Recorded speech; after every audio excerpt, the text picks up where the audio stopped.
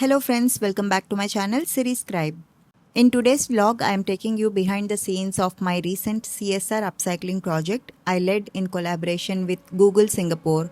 I am a business owner in Singapore and I am the founder of Scrapplique Galore. This collaboration with Google Singapore was a really meaningful project for me because it brought together everything I have been working towards: upcycling, circular fashion and design, and real-world application of waste reduction systems. Recently, I was invited to Google Singapore to conduct a live sewing hub inside their office space, and the goal was to help their employees experience upcycling in a hands-on way and understand how textile waste can be transformed into meaningful products. So here we are setting up a sewing space inside the Google Singapore's workspace. I engaged some seamstresses and we built the entire setup on site, arranging sewing machines, organizing fabric materials, and structuring the workspace so it could function as a live sewing production and demonstration space.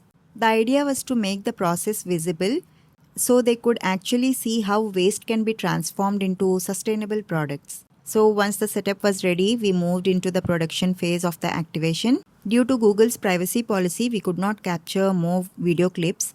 Hence, I could show you only some behind the scenes clips of my upcycling project.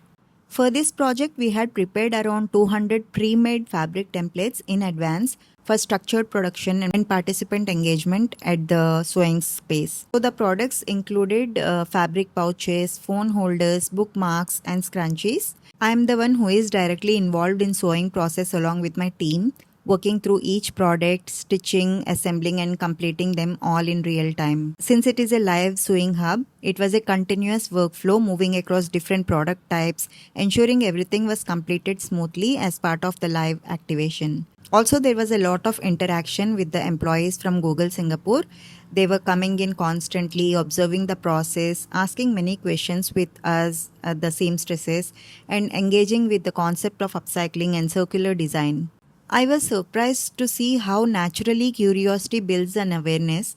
When people actually see materials being transformed, it changes how they think about waste and the consumption habits. Till now, you have seen the corporate side of my work about the CSR activity at Google Singapore, the sewing space, and how we brought the upcycling concept into a professional workplace environment. But now I'd like to take you into the actual hands-on side of the project where the real production work begins. Many people hear the word upcycling and think that it is something very simple or a trendy thing. But when you really step into it and work in this field seriously, you'll realize that there is a lot of back-end effort involved before a single product is made. For me, the process always starts with the textile scraps and leftover fabrics we receive as donations. These materials come in different colors, sizes, textures, and fabric compositions. Before using these fabrics, they need to be cleaned, checked thoroughly of any marks or stains on them, and prepare the materials properly. After washing, cleaning, and drying of the materials, the next process is sorting, which is one of the most important stages. I need to separate cotton fabrics, synthetic fabrics, blended materials, thicker or softer fabrics, and stretchable pieces. Every fabric behaves differently, so choosing the right material for the right product is essential.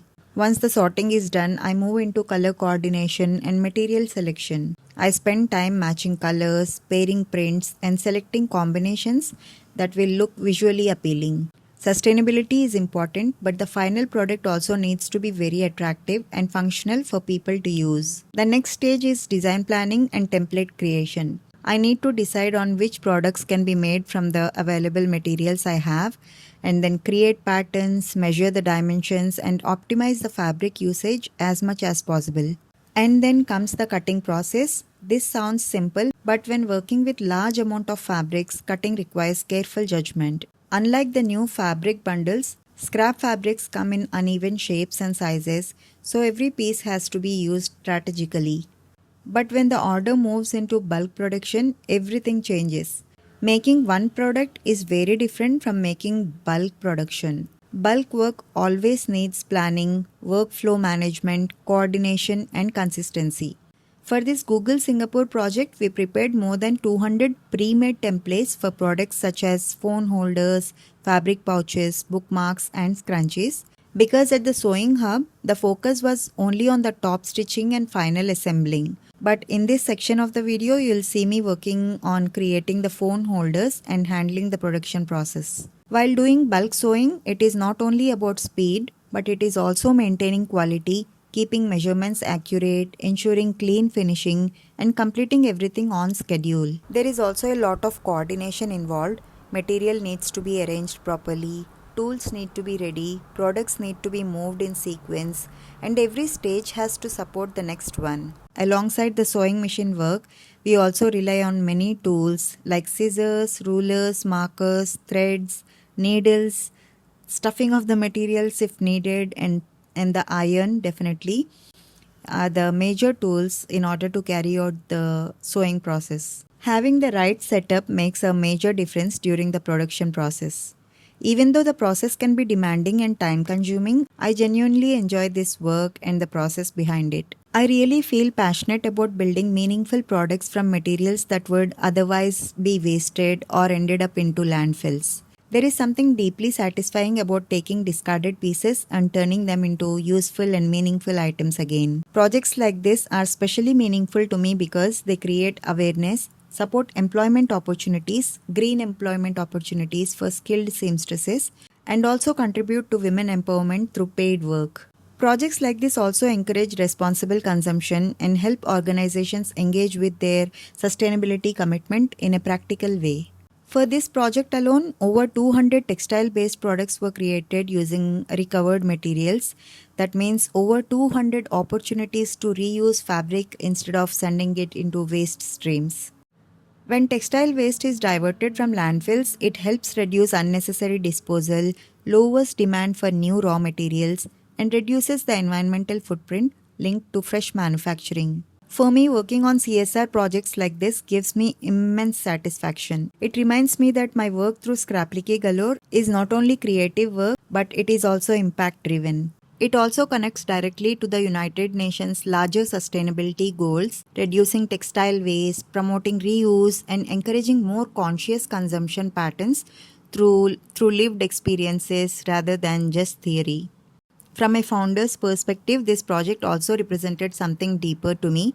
It brought together skilled seamstresses working on site, created structured engagement through sustainable practices, and demonstrated how small-scale circular production systems can contribute to broader environmental and social impact.